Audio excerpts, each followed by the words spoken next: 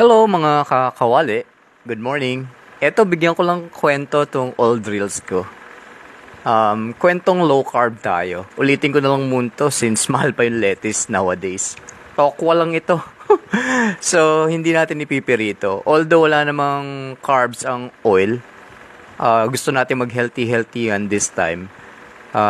Binake ko to sa kawali. Kawali ang gamit natin, guys. So, para hindi dumikit-tikit, tilagyan ko na yan ng konting oil din yata, olive oil siguro pwede, and then oyster sauce for flavor, and then soy sauce konti, salt and pepper, paprika, bahala na kayo sa spices. Basta i-bake nyo for about 20 minutes, and then flip nyo lang, and then para pantay yung luto or yung pagka-bake. Eto, lemon mustard vinaigrette ito. Kay Chef Tatong na recipe ito. Ginaya ko lang, syempre explorer tayo, di ba?